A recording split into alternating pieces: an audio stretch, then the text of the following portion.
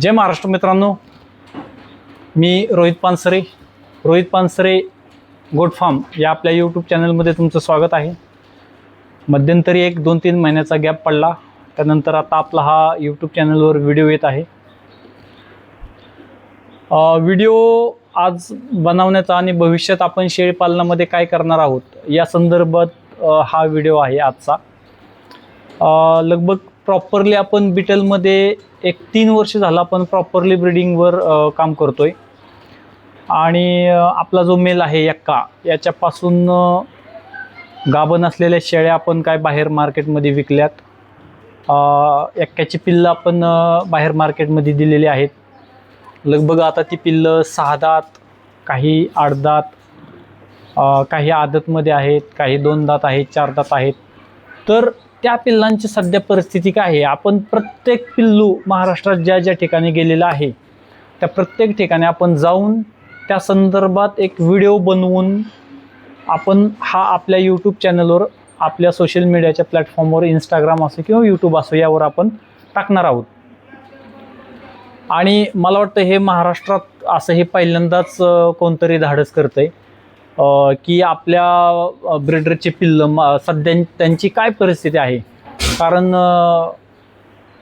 कुठलाही कितीही भारी ब्रीडर जरी असला तरी त्याची सगळीच पिल्लं ही आउटस्टँडिंग होत नाही किंवा त्याचं प्रत्येक नरकी पिल्लू हे ब्रीडर बनत नाही। तर ते आपल्या एक्क्याची जी पिल्लं मार्केटमध्ये आहेत त्यांची सध्या कंडिशन काय आहे,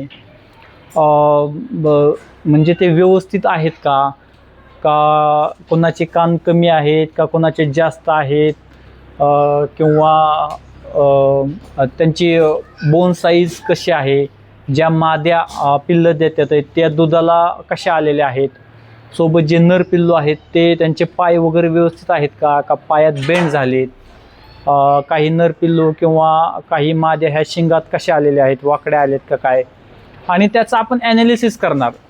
सपोज एखाद्या मेलची किंवा एखाद्या मादीची शिंग जर वाकडी झाली तर मग ती कशामुळे झाली असतील, कारण एकाची शिंगाची ठेवण कशी आहे, त्या पिल्लाच्या आईची शिंगाची ठेवण कशी आहे, याच्यावरून आपण ठरवणार की ह्याच्यात काय चुकलं असेल का, किंवा त्या मादीची शिंग वेगळी असल्यामुळे ते मादीने स्वतःवर ते पिल्लू घेतले का, ह्या सगळ्या गोष्टींचा उहापोह करून आपण समोर ठेवणार आहोत। काही शेळीपालकांना आपण एकाकडून क्रॉस करून शेळ्या दिल्या होत्या, एकाकडून क्रॉस करून शेळ्या दिल्यानंतर त्या परत कन्फर्म झाल्या का, म्हणजे ज्यावेळेस क्रॉस केल्या तर त्या कन्फर्म नाही झाल्या तर नंतर मग रिपीट झाल्या आपण त्या महागारी घेऊन परत क्रॉस करून दिल्या का गाभण ठेवून।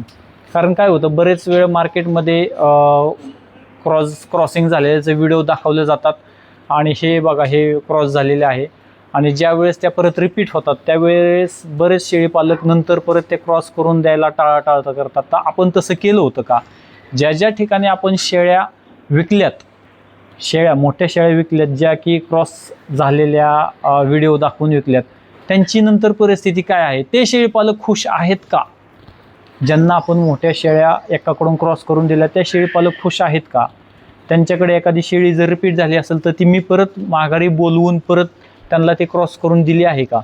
ही आपण एक सिरीज चालू करतोय ज्यामध्ये आपल्या एक्क्याच्या पिल्लांची परिस्थिती काय आहे, ते शेळीपालक त्या बाबतीत समाधानी आहेत का, त्याच्यात काही 19-20 त्या पिल्लांमध्ये काही डिफेक्टिव्ह आलेले आहेत का, शिंगात असू द्या, पायात असू द्या, ज्या माद्या आहेत त्या दुधाला कशा आहेत, हे आपण या व्हिडिओच्या माध्यमातून आपण भविष्यात जे काही व्हिडिओ येतील त्यामध्ये आपण हे संपूर्ण गोष्टी दाखवणार आहोत। सोबतच इंस्टाग्रामवर वगैरे आपण असे काही इन्फॉर्मेटिव्ह व्हिडिओ टाकत असतो, त्यात अनेक प्रश्न येतात की तुम्ही याच्यावर व्हिडिओ बनवा त्याच्यावर, तर ते पण आपण गोष्ट आता चालू करणार आहोत। आणि सगळ्यात महत्त्वाची गोष्ट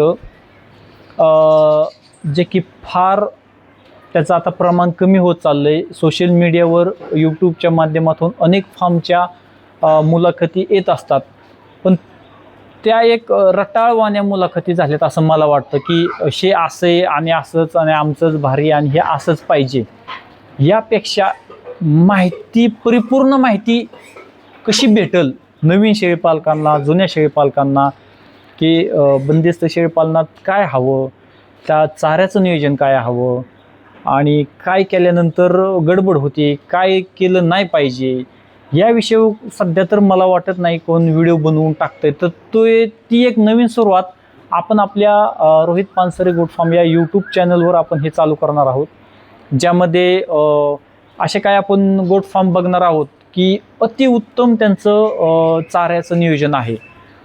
आता बंदिस्त शेळीपालनात हा सगळ्यात महत्त्वाचा घटक आहे. आणि दुसरा एक फार महाराष्ट्राला भेडसावणारा प्रश्न आहे की जे पाय वाकडे होतात, तर त्या बाबतीत पण मला अनेक प्रश्न येतात.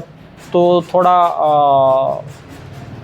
काय म्हणू आपण त्याला, एक थोडा वादविवादाचा मुद्दा असू शकतो.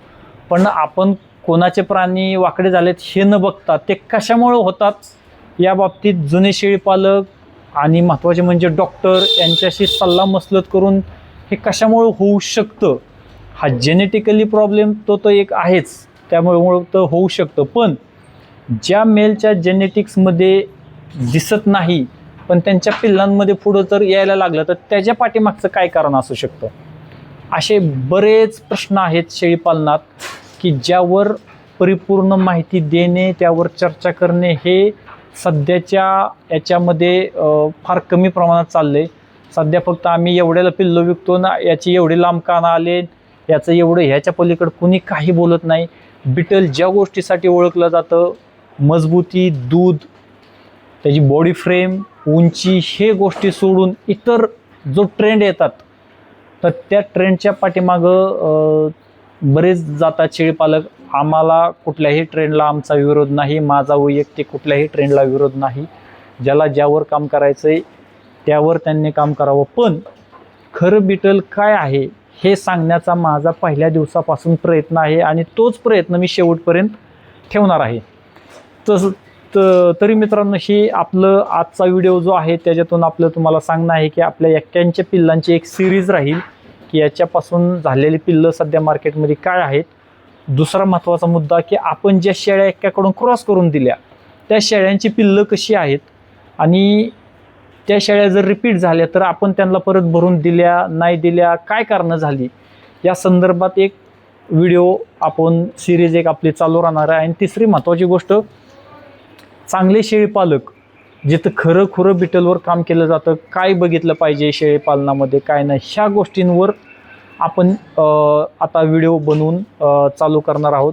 नवीन फार्म, जुने फार्म, बंद कशामुळे फार्म पडले, नुकसान कशामुळे होते, ह्या सगळ्याच गोष्टींचा एक वेगळ्या धाटणीचं हा आपला चॅनल असणार आहे की ज्यामध्ये फक्त आम्ही एवढ्याला आणलं आणि एवढ्याला विकलं आणि एवढे पैसे कमावले नाही, तर त्याच्यातले मायनस पॉईंट काय, प्लस पॉईंट काय, चारा नियोजन तुमचं कसं असलं पाहिजे, काय केल्यानंतर प्राण्यांमध्ये बदल होतात आहेत, काय नाही केलं पाहिजे, ह्या सर्व गोष्टींचा उहापोह हा आपल्या इथून पुढच्या चॅनलमध्ये, इथून पुढच्या व्हिडिओमध्ये हा सगळ्यांसमोर येणार आहोत. ह्या सगळ्या गोष्टींच्या टचमध्ये राहण्यासाठी आपल्या ह्या यूट्यूब चॅनलला तुम्ही नक्की सबस्क्राईब करा. कारण आपल्या यूट्यूब चॅनलवर तुम्हाला फक्त आणि फक्त माहितीपूर्ण व्हिडिओज भेटतील, ना की कोणाला ट्रोल करण्यासाठी, ना की कोणाची बदनामी करण्यासाठी, ना की कोणाला हेटाळणी कोणाची करण्यासाठी.